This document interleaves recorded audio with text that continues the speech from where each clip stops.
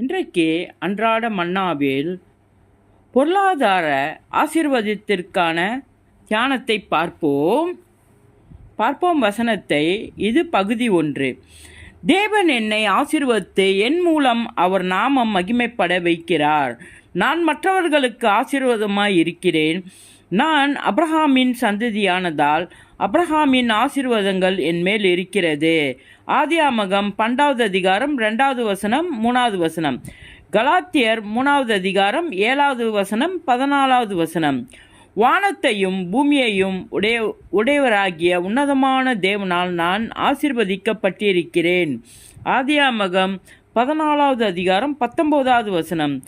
தேவன் எனக்கு கேடகமும் மகா பெரிய பெலனுமாய் இருக்கிறார். ஆதியாகமம் 15வது அதிகாரம் 1வது வசனம். கர்த்தர் என்னோடு இருக்கிறார். அவர் என்னை காரிய சித்தி உள்ளவனாக்குகிறார். கர்த்தர் நான் செய்கிற எல்லாவற்றையும் வாய்க்க பண்ணுகிறார். ஆதியாகமம் 39வது அதிகாரம் 2வது வசனமும் 3வது வசனமும்.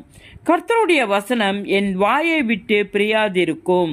அதில் எழுதியிருக்கிறபடி எல்லாம் நான் கவனமாய் செய்வதற்காக இரவும் பகலும் அதை தியானித்து கொண்டிருக்கிறேன். அப்பொழுது என் வழிகளை நான் வாய்க்க பண்ணுகிறேன். எனக்கு நல்ல வெற்றியும் கிடைக்கிறது. யோசுவா 1வது அதிகாரம் 8வது வசனம்.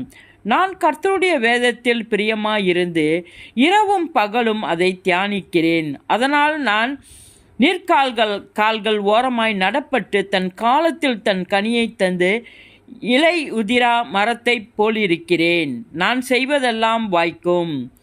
சங்கீதம் 1வது அதிகாரம் 2வது வசனம் 3வது வசனம். கர்த்தர் என் மெய்ப்பராய் இருக்கிறார். நான் தாழ்ச்சி அடையேன்.